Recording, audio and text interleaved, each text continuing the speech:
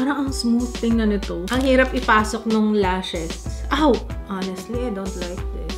I love it! Oh wow, this is kakaiba. Ang ganda sana ng shade niya. Nakikita niyo ba ang nakikita ko? No. Hindi ako happy.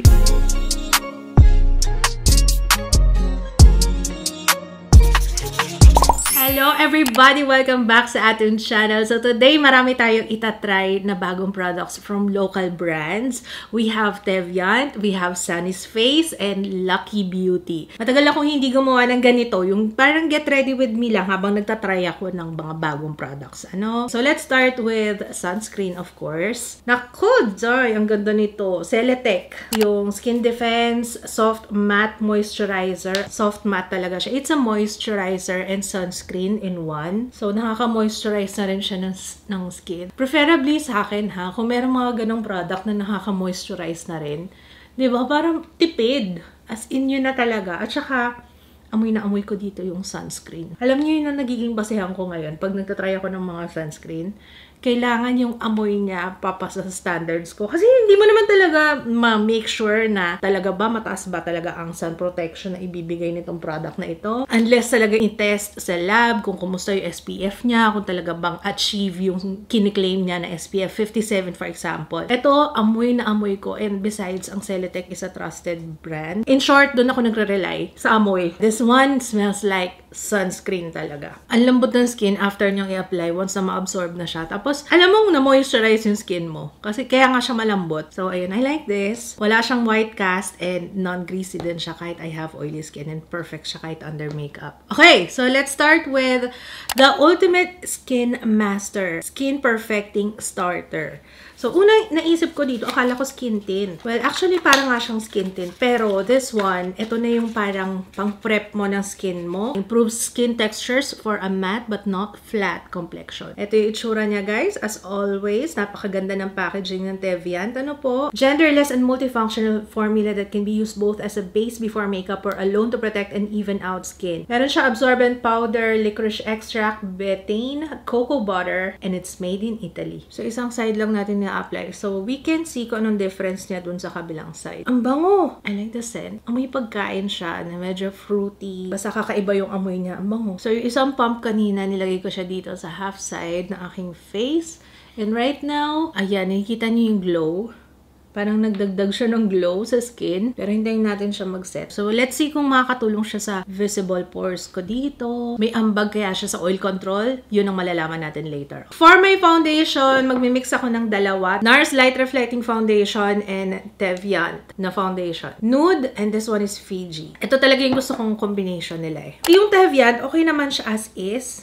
Pero, wala lang. Gusto ko lang talaga na hinahalo tong dalawa, no? So, para makatipid na rin ako dun sa NARS kasi gusto ko yun. Tapos, imimix ko siya with a spatula. Pero honestly, ngayon tinitingnan ko yung face ko. Mas maganda na yung skin ko dito kaysa dito sa kabila. Napansin nyo ba? Parang mas soft siyang tignan. Ewan ko kung psychological lang pero yun yung nakikita ko. Let's apply this. Brush yung pinang-apply ko, pero to finish yung pagbe-blend ng aking foundation, gumagamit ako ng Blendy para mas maganda yung finish na on the skin. And that way, mas nadidiin mo siya sa skin. Alam niyo yun, para mas kumapit siya dyan. Yan, dumikit ka dyan safe. Tapos magdadagdag tayo ng concealer dun sa mga blemishes natin. I'm using Capri. Okay, babad muna natin yan for a while. Let's do our brows off cam. Alam niyo, nakikita ko kagad yung difference. Tingnan nyo parang ang smooth tingnan nito. Mas filtered yung effect niya after foundation Ito parang medyo na-emphasize pa yung aking mga visible pores dyan. Ayan, nakikita nyo. Lalo na pag tinitingnan nyo yan. Ayan. Pero ito parang ang smooth. Diba? Oo, wala pang setting powder yan. Okay, let's set. I'm using Dr. Sensitive All Day No Sebum Blur Powder. Hindi ako magbe-bake magsaset lang ako with powder. Ayan siya. Nang may powder na. What can you say? Ewan ko ewan ko. Pero parang promising yung side na to. Swear. Parang mas basta, iba yung binibigay niya sa akin ngayon, ano? For my contour, I'm using yung Focallure. Ang ganda nito, guys. Yan yung lagi kong ginagamit lately. Kasi andyan na lahat Tsaka sabi ko nga sa inyo, it reminds me of yung first collection ko with Vice Cosmetics. Yun ang naaalala ko sa kanya. Very pang everyday lang siya na blush, na contour, you know. Uy, ba't parang pansin ko, mas maganda yung pagkaka-blend dito sa side na to compared dito. Ito parang medyo nahihirapan ako mag-blend dito. Pero ito ang smooth talaga. Anong meron dito sa Skin Perfecting Starter na to? Ako lang ba nakakakita? Parang mas madaling i-blend at saka mas maganda yung finish dito sa side na to. Sunny's Face, we have eyelash curler, lash seeker. I think this one is a mascara, and then ito naman easy line na eyeliner. So let's start with the eyeliner, of course. So it looks like this. Parang may kamukha, no? Hindi ko mawari. So this is easy line.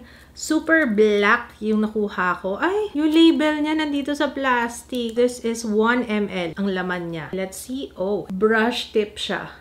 Okay, so ayan, as you can see, very intense and matte black. Like the usual na ginagawa kong eyeliner. Straight lang, like so. Sa totoo lang, kung hindi kayo sanay sa brush, ako kasi masanay ako sa felt tip. Ito, medyo nag-struggle ako kasi brush tip siya. Pero, like I said, depende kung saan kayo sanay. At sinadya ko talagang mas mahaba than usual. Kasi para makita natin kung mabilis ba siyang mag-smudge, kung tumatagal siya, or what. Oh! Nakalimutan ko pala maglagay ng ano sa lips. Okay, maglalagay tayo ng pinaprep ko kasi yung lips ko. At ito yung madalas na ginagamit ko. Yung YOU na Simplicity Icy Glow Lip Serum. Love this. Very moisturizing. Pang prep na rin siya ng lips. Number 2 ito. Sakura Shimmer. So, let's try yung lash curler. Oh, kakaiba yung kanyang shape. So, ganito yung itsura niya, guys. Ayan. Kulay orange yung pinaka-rubber. Tapos may extra kang tatlo dito. So, let's try this. Ang hirap ipasok nung lashes. Why? Ouch. Parang hindi siya kasundo ng eye shape ko. Ow! Sakit! Aray! Promise na sasaktan ako. Wait lang. Isin natin. Okay. Curled, kung curled naman yung lashes ka. So, parang off ng shape. Parang hindi ko eye shape to. Masyado siya naka-curve dito sa baba. So, kaya medyo nag-struggle ako. Honestly, I don't like this. Parang sobrang naiipit niya yung talukap ko. Ay, namumula na yung mata ko. Masakit. So, last one. Hindi lang talaga perfect sa eye shape ko. Alright, so ito yung Lash Seeker 12-hour wear waterproof micro mascara. Oy, gusto ko yung mga micro mascara. You know, maiksi yung lashes ko. Precision crafted for naturally straight or downward curving lashes. So ito yung itsura niya. Sobrang liit. Ayan, manipis lang. Designed for Asian eyes daw. So let's see. Ito designed for Asian eyes, yung mascara. Pero yung lash curler kanina, iba talaga yung shape niya. Hindi ko makuha yung lahat ng lashes ko. This one's nice. Okay, first coat. Okay na tayo sa ganyan. 2 coats lang tayo. Ayan yung itsura niya. Quick drying to, guys. Ayan, naka-curled na yung lashes ko. Weightless yung kanyang formula. Hindi niya nag-weigh down yung lashes. Oh, try naman natin dito sa lower lashes. Ayan, ito yung gusto ko. Para less kalat sa ilalim ng mata. I love it. Napakadali na mag-mascara dito sa lower lashes. Isa sa mga problema ko yan. Oo. You know, kasi maiksi yung lashes ko. Precise na application talaga to. I like it. Apply na natin dito sa kabila. Ang ganda ng formula niya. Hindi talaga nakaka-weigh down ng lashes. Oh, kung hindi ko man nagustuhan yung lash curler, eto bet na bet ko to. My kind of mascara talaga. Tapos abot na abot to hanggang sa dulo. Oh my gosh! Ayun ang gusto ko. Oh. Kasi nga manipis lang yung brush. Abot na abot. Perfect talaga sa lashes natin. Asian eyes. Nice! Kahit ilang layer pala yung ilagay mo, hindi siya nagmumukhang clump-clump. Mabilis kasi siyang matuyo. Wala nang time para mag-clump-clump pa yung lashes. So, naku-coat niya talaga per fiber or per hair. Parang ganun siya. I love it. Okay, I like this one. It's a yes. It claims na ito ay waterproof, sweat-resistant, smudge-proof, no clumps and flakes. Check naman yan. Cruelty-free and clean and vegan. Ang perfect daw na pantanggal sa kanya is yung kanilang Face Erase Micellar Oil Makeup Remover na mamaya at the end of the day, ito yung ating pangtanggal. So let's move on. We have new products from Lucky Beauty. I-try natin to. Let's start with the Aura Blush. Ang laman niya ay 4 grams at ang price is 299 pesos. Ay, wow! This is very nice. Ang ganda ng itsura. Oh, packaging pa lang sinasabi ko, ha? And when you open, wala siyang snap or whatever. As in, ganyan lang siya. Acrylic yung... Ang ganda niya. Very... I like the packaging. Na-emphasize lo yung itsura ng pinaka-pan Kasi gradient siya. This one is Tension. Let's swatch Tension. Amber and Mahogany Duet. This one is Bliss. Coral and Salmon Duet. Wow. Okay. Ayan si Bliss. Ay, wow. Ang ganda ni Romantic. Lilac and Flamingo Duet. Yung pag-swatch ko, guys, ha, pinagsasama ko na minimix ko na siya together. So, ayan si Romantic. This one is Cool Toned. Next one is Passionate. Melon and Fuchsia Duet. Ang galing ng combination ng shades. Sa totoo lang. Ang galing-galing. Natutuwa ako. Actually, yung ganito, pwede mo siyang timplahin eh. So, nasa sayo kung paano mo siya susuotin. Kasi, parang you get 2 shades in one pan. Parang ganon. This one is Cozy. Ang ganda nito. Parang bet ko to ah. So, ayan siya. Cozy. Beige and Rosewood Duet. Last one. Oh, wow. This is kakaiba. Okay. This one is Royal. I'll never be royal. One more. Parang medyo matigas tong isa. Ako yan. Orchid and Magenta. Personally, ako, pipiliin ko talaga si Cozy. Ang ganda ni Cozy. Si Cozy yung napili ko. Let's get a brush. Let's see. Walang kukurap. Oh, nice. This is nice. Ang ganda ng kulay. So, ayan si Cozy on my cheeks. What can you say? Actually, pag once na in-apply mo, maganda lang yung itsura niya. Pero once you apply it, parang it won't matter na kung ano itsura niya sa pan. Parang ganon. You know? Pero ang ganda niya. Actually, pwede mo siyang timplahin. Let's use a smaller brush. Kunin natin to. Let's see. And mag-a-apply ako ng konti dito ko. As eyeshadow. See? Sabi ko sa inyo eh. Oh, multi-use na siya. Oh, tingnan nyo. Iba yung shade niya dito sa Talukap. Kasi ito lang yung kinuha natin. Sa price niya na $299, may dalawa ka ng product dito. Isang blush and isang eyeshadow. Ay, ang ganda oh. Alam nyo naman ako, gustong-gusto ko talaga yung mga multi-use na products. Kasi nakakatipid ka talaga dyan. Oh, pak. I like it. Next, we have the Star Bomb. 3.3 grams at ang price na is 449 pesos. Mabigat siya, guys, pagka hinawakan mo. Oo, nagulat ako sa price niya, 449. Pero nung hinawakan ko siya, ay, parang ma-justify yung presyo na yon. It feels luxurious, promise.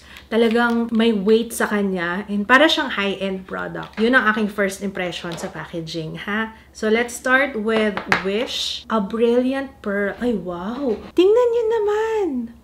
Wow! Tontawa ako, nakakagigil yung itsura. Let's swatch muna here. Wow, para siyang highlighter sa tulang. Once na i-apply mo sa skin, hindi na makita masyado yung glitters sa kanya. Para na lang siyang basa. Parang ganun. Pero let's see kung ano magiging itsura niya on my lips. Grabe yung pag-glide nito. Sobrang dulas. And you can feel na very moisturizing talaga siya. Hala, bakit nagme-melt siya? Tingnan nyo. Nagme-melt siya, oh. Grabe naman. Ganun baka bako-bako yung labi ko. Baka yung dry na part ng lips ko. So, ayan si Wish. Pag tinignan siya with the glitters, para siyang medyo lilac. Pero iba yung itsura niya sa lips. Pink talaga siya. And nag-iiwan siya ng stain. Ayan na. Pero like, ayan, nakikita naman pala yung glitters. Ayan. I'm trying my best na matakpan yung shade kasi marami pa tayong swatch. Okay, next one is Superstar. This one is Glittering Gold. Ooh. Ang gandang tingnan. Para kang nasa Milky Way Galaxy. You know? Para talaga siyang highlighter. So, ayan si Superstar. Let's try on sa lips. Actually, to pwede rin siyang topper. Akala ko hindi ko ito magugustuhan. Sa totoo lang. Kasi sabi ko parang ang light. Pero ang ganda niya. Tsaka kitang-kita talaga yung glitters. Yun nga lang, ang problema ko is yung aking dry lips. Na-emphasize yung hati-hati sa labi ko. Pero gusto sana yung shade. Ang ganda sana ng shade niya. Oh well. Ayan na talaga siya. Pero maganda, maganda. Hindi lang maganda yung labi ko ngayon, pero I like this. So far, ito yung gusto ko, Superstar. Next shade is Sky. Ay, wow. Ito si Sky, puti. Let's see. Oh, ito yung pinaka-sheer. Let's apply. No.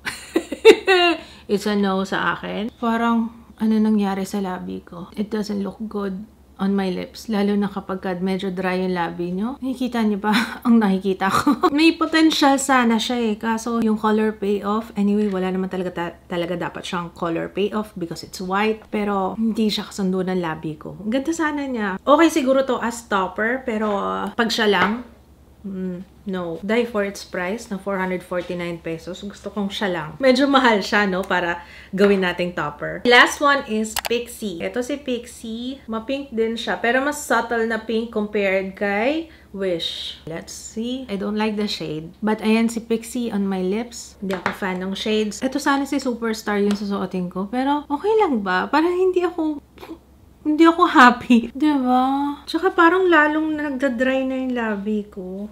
After natin mag-swatch ng 4, parang hindi kasundo. May actives ba to? Walang nakalagay. Infused ba siya? Hindi siya dry lips friendly. Tingnan niyo yung itsura, oh. Parang yung glitter, parang lalo niyang na-emphasize yung bitak-bitak sa labi ko. Alam niyo kung ano yung tingnan niyo, okay na uli yung labi ko. Arcadia Beauty. O, diba? Alam ko Lucky Beauty ang review natin. Pero, nagustuhan ko siya. Bumalik sa dati yung labi ko. Nawala yung bitak-bitak. Hindi ko gusto yung Star Balm. Maganda sana siya. Maganda yung itsura niya and all. Pero hindi siya kasundo ng dry lips ko. So, that's my thoughts. But I like the Aura Blush. Gustong-gusto ko si Cozy. Oh my gosh. Ito. For its price, 299 pesos. And yung itsura niya, tapos dual purpose pa siya kasi pwedeng yung eyeshadow. Eto ang winner, Star Balm. I'm sorry, I don't like you. Gusto ko sana siya, kaso hindi siya gusto ng labi ko. Yun eh. So, this is our look. Ano masasabi niyo? Ikaw. Ano masasabi mo? Parang mas smooth to, no? Okay, i-wear test na lang natin siya. Kung kumusta sa buong araw na mainit. It's now 3:17 p.m. and I will be back for an update later. Ginamit ko siyang pang topper. Yung Superstar. Ayun, kailangan lang talaga well prep. So, kapag okay na yung labi mo, saka mo siya gamitin topper. Mas forgiving, ano? So, ayan. Update lang.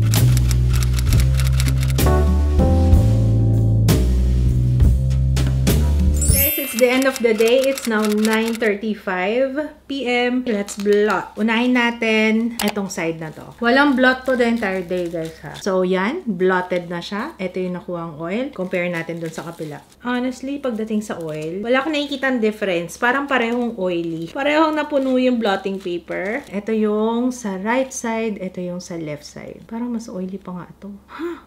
Why? That's interesting. Let's look up close. Parang wala akong makitang difference. Ngayon maganda yung kapit ng blush dito compared on this side. Tsaka maganda yung pagkakablend. Yun lang napansin ko, honestly.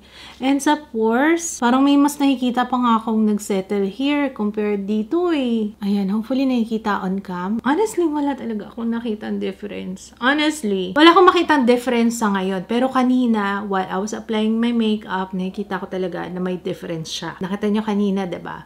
Pero ngayon, ang pinaka-concern ko kasi is yung oil, diba? Meron siyang absorbent powder. So, wala ko nakitang naitulong pagdating sa oil control, honestly speaking. Pero yung itsura nung foundation and nung makeup, much better definitely on this side. Hindi ko masabi na talaga, oh, this one is mind-blowing, this is so amazing, ganyan. Kung pasado siya talaga sa oil control, wow, ma-amaze ako. I mean, kung may naitulong siya sa oil control. I will use this again kasi kung masisimplify yung steps mo ng pag-skin prep, edi mas okay. So, for me, it's still a yes. Why not? Gusto ko pa rin siya kasi pinaganda niya talaga yung base ko kanina. Nakita niyo naman, diba? I think it all boils down kung kaya nyong, it all boils down sa inyo. Kung okay lang sa inyo na, medyo mahal kasi siya, it's 895, pero considering it's made in Italy, so alam niyo na. But other than that, let me know your thoughts kung nasubukan niyo na to, ha? Kasi to be honest, I can do without. So parang okay lang siya for me. Yun lang masasabi ko, okay lang siya. But hindi siya yung something na talagang i-rave ko. Disclaimer guys, hindi porket nag-work sa akin, mag-work sa inyo and vice versa. Sunny's face na tayo. Guys, may nakita kagad ako sa eyeliner. Tingnan nyo, may nag-smudge. What happened? What happened here? Ayan na.